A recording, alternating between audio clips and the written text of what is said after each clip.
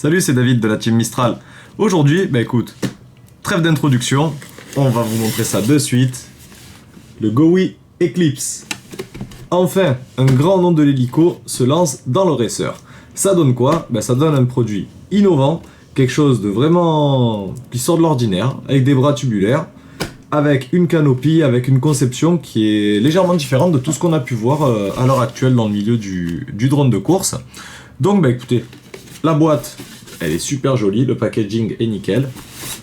Vous remarquerez sur le côté qu'il est coché E28F, donc F pour freestyle. C'est une version, on va dire, pour voler de manière sympathique et performante, mais pas prévue vraiment pour la course pure et dure. Par contre, il y a le E28R qui sortira bientôt. Celui-ci, on vous en reparlera une prochaine fois. Alors, écoutez, qu'est-ce qu'il y a d'écrit sur la boîte? Sur ce drone, il y a marqué Specifications. Voilà. D'ailleurs, le dessin est super joli, en reprenant un peu l'idée de l'homme de Vitruve de Léonard de Vinci, pour montrer justement les trois positions de bras possibles. En fait, vous pouvez voler donc en configuration X, avec donc les bras arrière vers l'arrière, les bras avant vers l'avant, un peu comme sur le Mocha Frame. Vous pouvez mettre les bras à l'horizontale, donc ce qui donne une géométrie en H, ou alors avoir les bras avant horizontaux et les bras arrière vers l'arrière. Voilà, alors c'est quoi? E28 parce que c'est un 280 mm, on peut mettre des hélices de 5 à 6 pouces, les bras sont en fibre de carbone de 16 mm, il y a une PDB inclus que je vous montrerai avec un bec 5 volts, 12 volts, un buzzer et des LED RGB, ça c'est super sympa d'ailleurs. Il y a une caméra 600 TVL incluse avec un micro-cerveau qui sert à l'incliner. Une NAS 32 incluse aussi, ainsi que la caméra et le filtre de la caméra. Voilà, écoutez, ouvrons ça et regardons ce qu'il y a dans la boîte.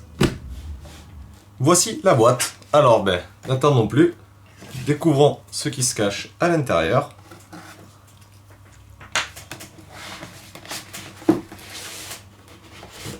Une autre boîte. Ah non. Open.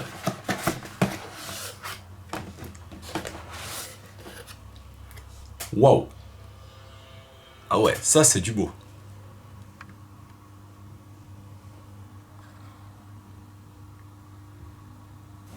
Alors, dans la boîte, il y a le racer. Et en enlevant les mousses ainsi que ça, on trouve des stickers Eclipse qui sont super sympas.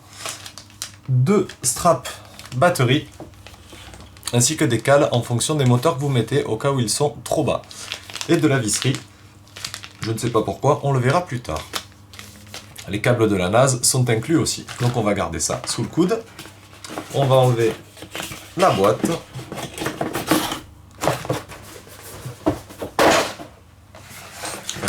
Dans la boîte, on n'en a pas besoin. Et voici le petit bijou. Et franchement, c'est beau. C'est super beau. La canopie a l'air costaud. Elle a l'air comme ça très fine, mais assez flexible. On dirait les matériaux utilisés sur les voitures télécommandées. Alors, ils ont utilisé des supports moteurs alu qui sont estampillés Eclipse. Il y a même le logo ici sur la partie où vous pouvez régler le tilt des bras. Voilà, si vous regardez, vous avez trois positions pour pouvoir orienter vos moteurs vers l'avant ou vers l'arrière. Que dire d'autre? C'est bien 280. On peut mettre les bras comme à l'origine, on peut les resserrer ou on peut resserrer juste les avants en fonction de votre style de pilotage. Que dire d'autre? Il y a le port USB de la NAS, hop, sur ce côté. Le dessous est très bien réalisé. Gravé Eclipse sur le côté là aussi. Et voilà l'avant. Donc on remarquera les LED qui sont cachés derrière cette pièce en plastique translucide qui permet de diffuser la lumière des LED. La caméra, tiltable.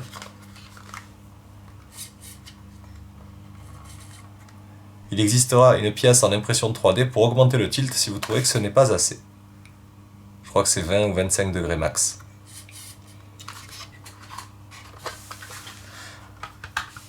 Cette pièce-là et la pièce pour mettre la lipo. C'est une pièce développée spécifiquement par GoWi pour accrocher votre lipo et du coup vous n'avez juste qu'à la clipser, clac, et votre lipo ne bougera plus. Ça évite d'avoir des straps disgracieux tout le long du racer. Ils ont vraiment tout misé sur l'esthétique et la performance. La partie arrière, où vous avez donc le même système de plexiglas pour qu'on voit les LED par transparence. Il y aura aussi le trou par lequel sortira l'antenne du VTX, ainsi que le XT60. Petite information, sur la boîte il y a le flash code qui vous permet de le flasher pour avoir le manuel. Voilà. Je le fais en live.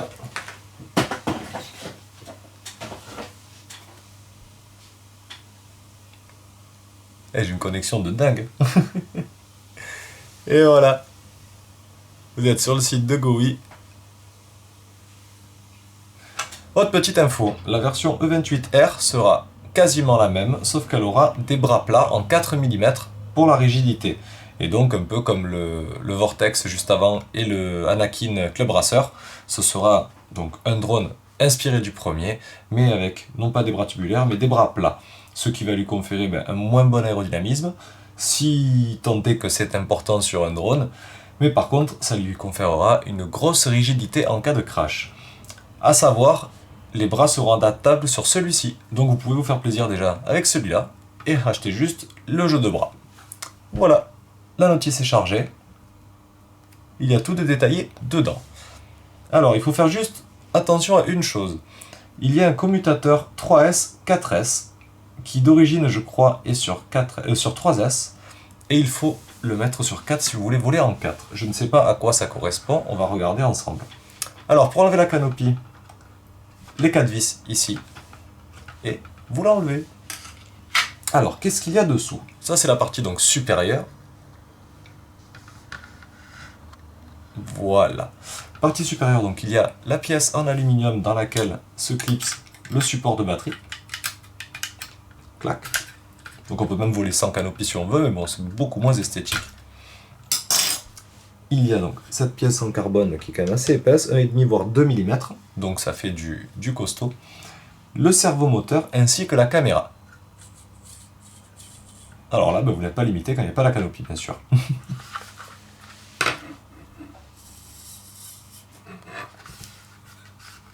C'est donc un système de bras, un bras de levier, qui lève donc la caméra 600 TVL.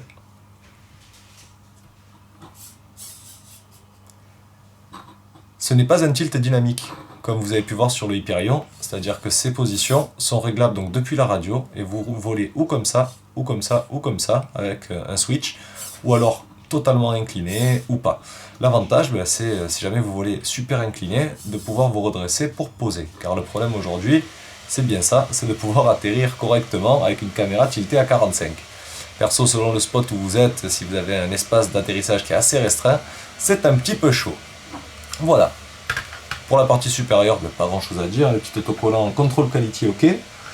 Donc les visseries qu'il y a en rab, c'est pour ici je suppose, parce qu'il y a des vis à tête plate, ainsi que quelques vis diverses.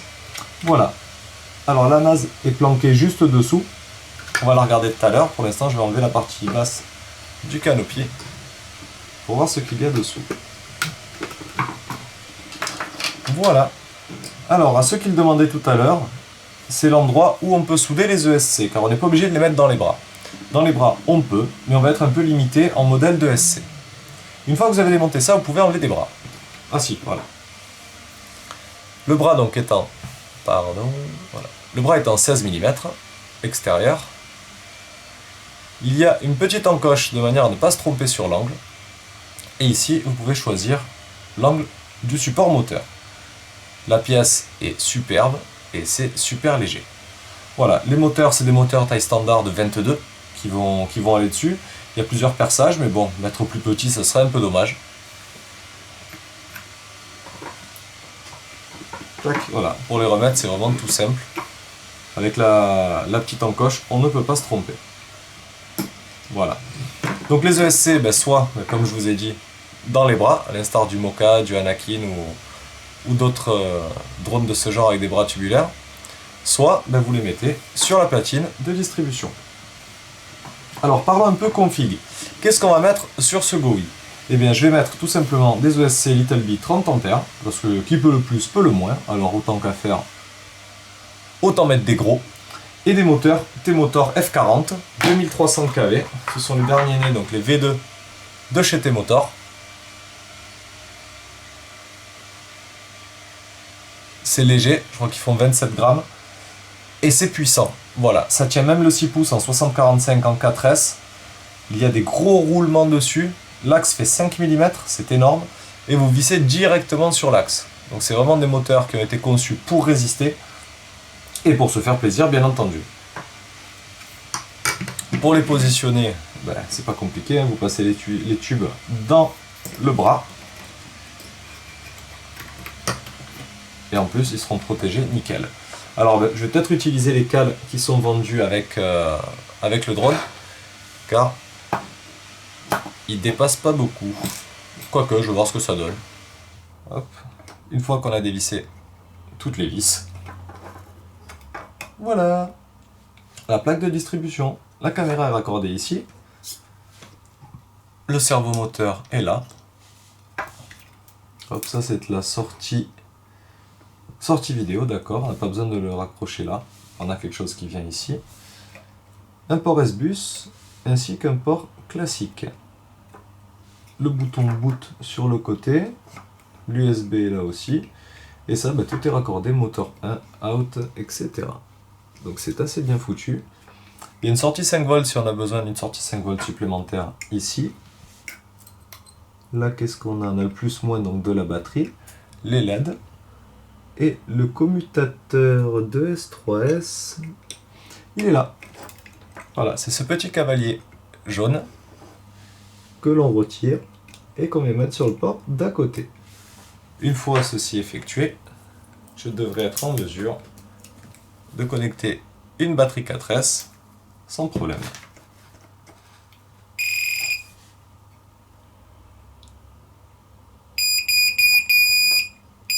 Et ouais, il y a même le buzzer.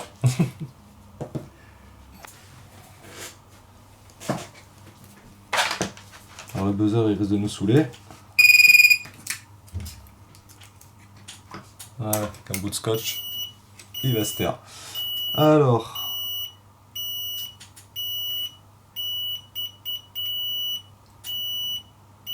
le voltage en sortie, c'est le voltage LiPo.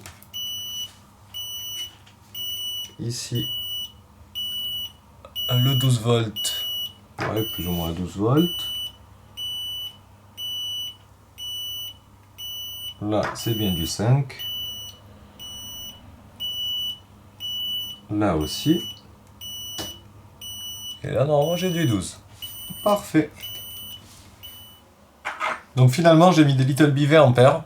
Ça rentrait mieux parce que les 30, c'est vrai qu'ils sont un petit peu gros. Et puis bon, pour des moteurs 2204, c'est peut-être pas nécessaire de monter autant. Vous voyez la différence entre les deux? C'est quand même pas mal. Donc là, ça aurait été voilà, un peu plus complexe. Il fallait chevaucher les condensateurs, etc. Ça aurait pas été super propre. Voilà, donc je vous conseille quand même de mettre voilà, des ESC de ce gabarit-là. Voire un peu plus gros, mais alors voilà, il faut enlever un petit peu des composants, peut-être déplacer les condos, etc. Donc les moteurs, vous repassez les câbles par les trous prévus à cet effet. Donc ici, tout simplement. Vous raccordez à vos ESC et il y a la prise ici. La PDB, donc là où vous soudez vos ESC, se trouve là sur le côté. Donc vous soudez les plus d'un côté, les moins de l'autre. Et puis voilà, rien de bien sorcier jusque là. Et voilà, le GoWi est prêt à prendre son envol. Voilà la gueule qu'il a, une fois terminé. Bon, on a mis du 5,45 bullnose, histoire de pas trop tirer sur les moteurs pour un premier test. On a fait déjà un petit vol juste de pré-test, on va dire, et ça vole ultra bien. Il n'y a pas l'air d'avoir de problème de PID. Christophe pourra vous en dire quelque chose de bien. Voilà, bah écoutez, trêve de bavardage. On a une LiPo 1800 mAh OptiPower, donc qui rentre nickel sur la partie donc démontable. L'avantage c'est ça. Voilà, vous avez cette petite plaque carbone sur laquelle vous venez fixer et strapper votre LiPo. Donc si vous achetez en pièces détachées une autre plaque, sur les courses où il y a de l'endurance à faire ou des changements de batterie, clac, vous l'enlevez, prenez l'autre, vous clipsez. C'est tout simple. La languette là rentre ici et la partie arrière se clipse ici. Donc on pose, on avance, on appuie et clac. Voilà, ça ne bouge plus. Alors on ne se sert pas nous du tilt caméra, on a laissé le cerveau libre parce qu'on va les laisser tilter à fond tout simplement. Et parce qu'on est en ppm aussi au niveau de la réception du signal. Voilà, bah écoutez, on teste la config d'origine en X. Que dire d'autre? Bon vol, let's go!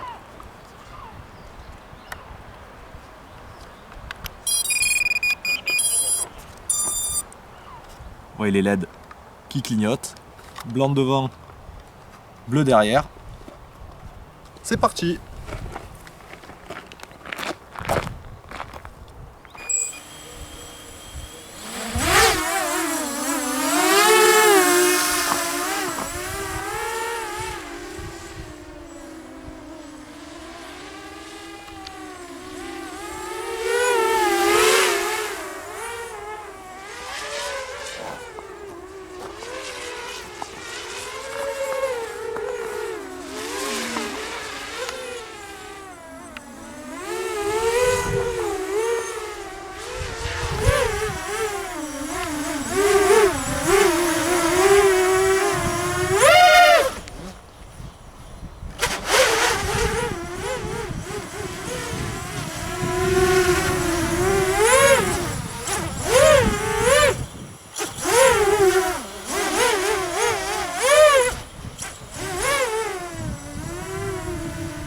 Voilà, le premier vol est terminé, enfin les deux premiers vols sont terminés, les premiers crashs ont eu lieu, et franchement, ben...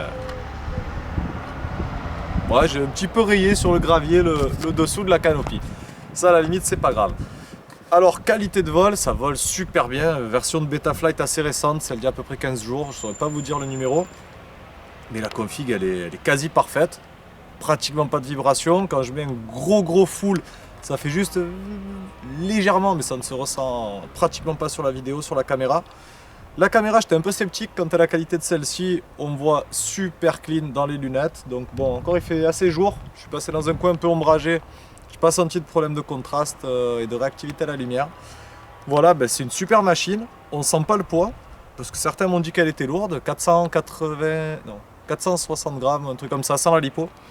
Donc c'est plutôt lourd comparé à une croix, certes, mais ça a de la gueule, ça a des LED, c'est totalement équipé, même un cerveau à l'intérieur. Donc non, pour moi le poids est sympa. Les T-Motor F40 avec du 545 bullnose, ça marche très bien. Je vais même tester du 6 pouces en 635 de chez HQ, ça sera sympa aussi. Voilà, que dire d'autre? Super machine, très belle finition, système de lipo très ingénieux. Le cerveau pour articuler la caméra, bon je trouve qu'il n'y a pas assez d'angle, 20 degrés c'est pas assez. Mais il va y avoir d'autres possibilités par rapport au E28R, qui est la version Race. Un autre système de fixation de caméra va apparaître, sur lequel vous pourrez tilter jusqu'à 65 degrés. Ouais bon, 65 degrés, je vois pas qui c'est qui vole avec, mais ça peut servir. Voilà, que dire d'autre? Très bien réalisé, on a craché 2-3 fois, ben, la canopie, on était un peu sceptique, elle n'a pas bougé. Voilà. Christophe la filme de plus près.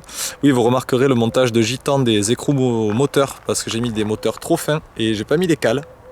Donc c'est peut-être pas la meilleure des solutions de mettre un double écrou.